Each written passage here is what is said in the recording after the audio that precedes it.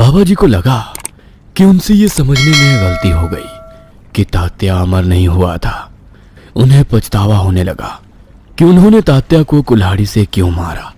लेकिन तभी तात्या के हाथ हिले और उसके कटी गर्दन से उसका सर उगने लगा और कुछ ही वक्त में उसका पूरा का पूरा सर उग आया। यह देख बाबा जी खुश हो गए। तुम अमर बन गए तात्या, तुम अमर बन गए। बाबा जी खुशी से चिल्लाने लगे। तात्या अपनी जगह पर खड़ा हो गया। उसने जमीन पर पड़ा अपना कटा सर देखा और फिर अपने सर पर हाथ रखा। ये तो चमत्कार हो गया, मेरा नया सर उग आया। इसका मतलब मैं अमर हो गया। तात्या खुशी के मारे कूदने लगा और वहां से भाग गया। तात्या अमर हो गया था, इसीलिए उसके शरीर में तेजी और स्फूर्ति आ चुकी थी।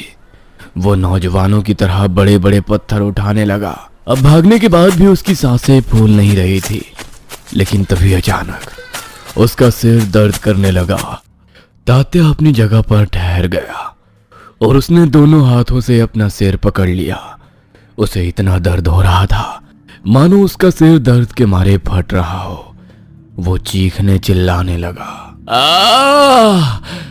मेरा सिर। वो बिल्कुल वैसे ही तड़प रहा था जैसे बाबा जी तड़पते थे। तभी तात्या को अपने सिर में कुछ गीला गीला लगने लगा। उसका हाथ उस गीले तरल पदार्थ से भीग गया। उसने हाथ नीचे लेकर देखा तो वो खून था। यह देख उसकी आंखें बड़ी हो गई। ये मेरे सिर से खून क्यों बह रहा है? मेरा सिर। तात्या अपना सिर पकड़कर चिल्लाने लगा। उसके सिर में अचानक कोई चीज उसे काटने लगी। उसने उस जगह हाथ लगाया। वो एक कीड़ा था।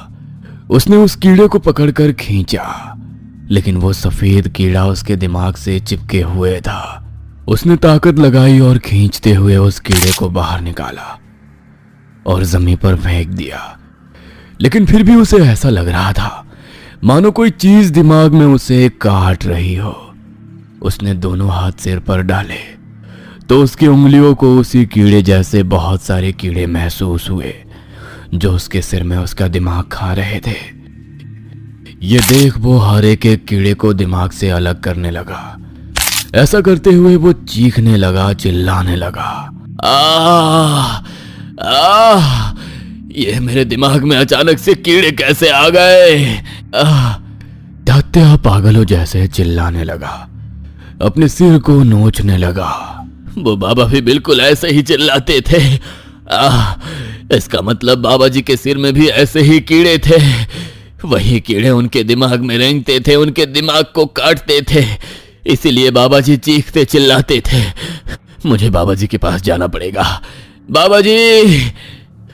तात्या बाबा जी को आवाजें लगाते हुए फिर से झरने के पास आ गया। लेकिन झरने के किनारे बाबा जी नहीं थे। उसने उन्हें बहुत ढूंढा, लेकिन उसे बाबा जी कहीं पर भी नहीं मिले। तात्या जमीन पर बैठकर जोर जोर से रोने लगा। दर्द के मारे वो तड़प रहा था। उसे जमीन पर बाबा जी की कुल्हाड़ी पड़ी हुई मिली। उसने वो कुल्हाड़ी उठाई और अपने शरीर पर घाव करने लगा। घाव करते ही उसकी जख्म भरने लगी।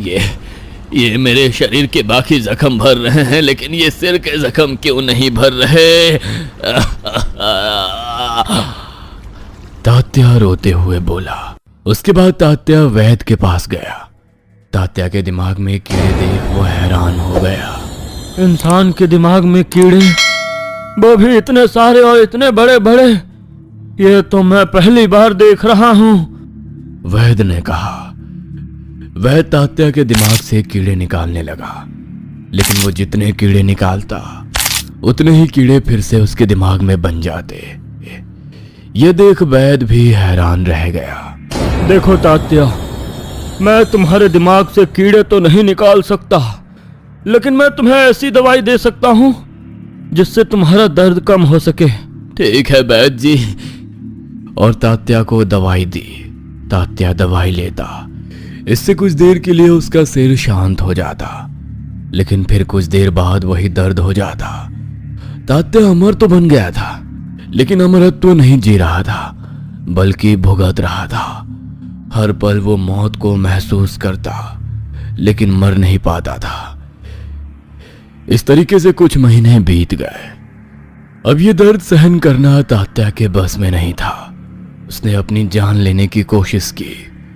पेड़ से रस्सी बांधकर उसने खुद को फांसी लगाने की कोशिश की, लेकिन वो फंदे से झूलता तो था, लेकिन मर नहीं पाता था। उसने खुद के सिर को कई बार काटा, लेकिन उसका एक और सिर उगाता। उसके बगल में सिरों का ढेर लग गया, लेकिन फिर भी तात्या मर नहीं पाया। उसने खुद को अग्नि से जलाकर मारने की कोशिश की, लेकिन जैसे ही वो अग्नि में राख हो जाता, कुछ ही देर में वो उस राख से पुनः जीवित हो जाता। लेकिन पुनः जीवित होने के बाद भी उसके सिर के जख्म भर नहीं पाते, ना ही उसके सिर के कीड़े मरते। तात्या जान गया कि अब वो हमेशा हमेशा के लिए इसी दर्द के साथ जीता रहेगा। जब तक ये दुनिया खत्म नहीं हो जाती, वो इसी तरीके से जीता रहेगा। इसीलिए उसने उस बाबा जी को ढूंढने की ठान ली और वो बाबा जी को ढूंढने लगा। तात्या अगले 60 सालों तक हर गांव, हर बस्ती, मठ, मंदिर घुमा, लेकिन उसे बाबा जी नहीं मिले। तात्या हिम्मत हार चुका था और फिर वो काशी चला गया। वहां पर एक घाट पर एक चिता जल रही थी और वहीं एक बूढ़ा उस चिता को देख रो रहा था। तात्या उस आदमी के पीछे जाकर खड़ा हो गया। अरे तुम्हें तो खुश होना चाहिए कि तुम्हारा करीबी मर चुका है, क्योंकि मौत हर किसी को नहीं मिलती। ये सुन वो आदमी पीछे मुड़ा। उसका चेहरा देख तात्या की आंखें बड़ी हो गई, क्योंकि वो बाबा जी थे जो अब बूढ़े हो गए थे। आप यहाँ? मैंने आपको कहां कहां नहीं ढूंढा। आपने मुझे धोखे से फंसाया और आपका श्राप मुझे दे दिया। तुम मुझ पर इल्जाम मत लगाओ। वो श्राप तुमने अपनी मर्जी से खुद से लिया था। तो फिर आपने मुझे बताया क्यों नहीं कि श्राप लगने के बाद सर फट जाएगा और दिमाग में कीड़े लग जाएंगे? इसीलिए तो मैंने उसे श्राप कहा था, वरना मैं उसे वरदान कहता। लेकिन ये श्राप है क्या? ये आपको कैसे मिला? और वो सुंदर स्त्री कौन थी जिसने मुझे अमरत्व का श्राप दिया? अब ये श्राप मैं कैसे हटाऊं? इसके बाद बाबा जी ने अपनी कहानी बताना शुरू कर दिया। ये बात 850 साल पहले की है, जब मैं 30 साल का नौजवान था। मैं मेरी पत्नी के साथ खुशी से रहता था, लेकिन मुझे नहीं पता था कि मेरी पत्नी मेरे साथ खुश नहीं है। एक दिन जब मैं जंगल से शिकार करने के बाद अपनी कुटिया में लौटा, तो मैंने देखा मेरी पत्नी एक अनजान आदमी के साथ लिपटी हुई थी। उसने मुझे धोखा दिया था।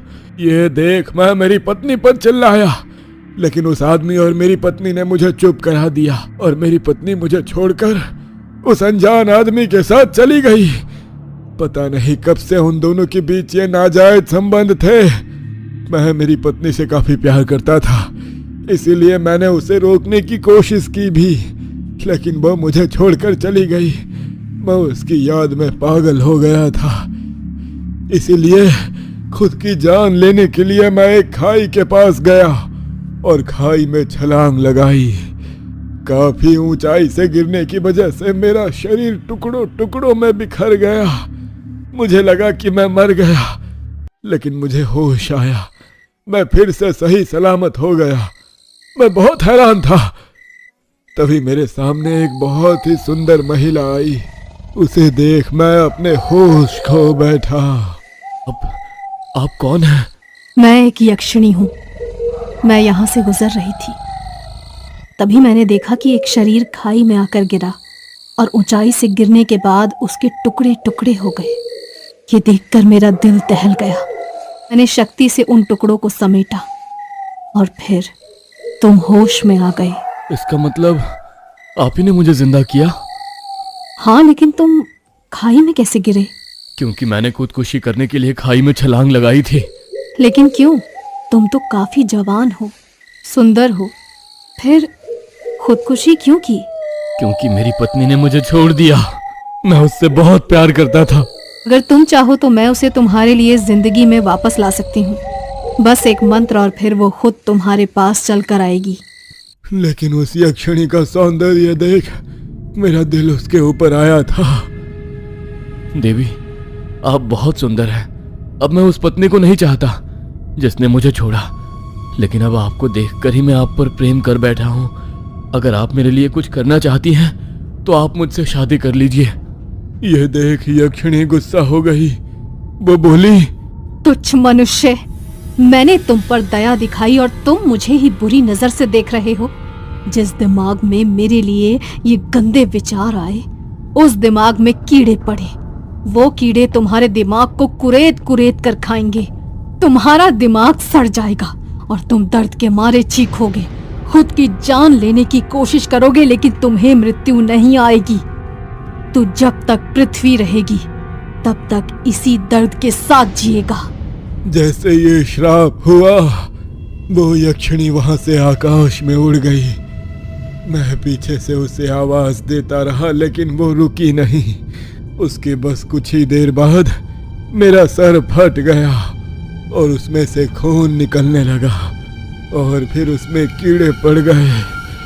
कई दिनों तक मैं वैसे ही जीता रहा। मैंने खुद की जान लेने की कोशिश की लेकिन मैं मर नहीं पाया। उसके बाद कई सालों तक मैंने उस यक्षिणी को ढूंढा लेकिन मुझे वो नहीं मिली। पर मुझे एक अघोरी मिला जिसने मुझे यक्षिणी साधना की विधि बताई। मैंने उस विधि से उस यक्षिणी को प्रसन्न किया और उससे श्राप का तोड़ मांगा। तब उसने कहा कि श्राप तोड़ा तो नहीं जा सकता, लेकिन इस श्राप को किसी और इंसान के मत्थे मारा जा सकता है। लेकिन इसके लिए उस इंसान का शरीर उस श्राप को झेलने में समर्थ होना चाहिए।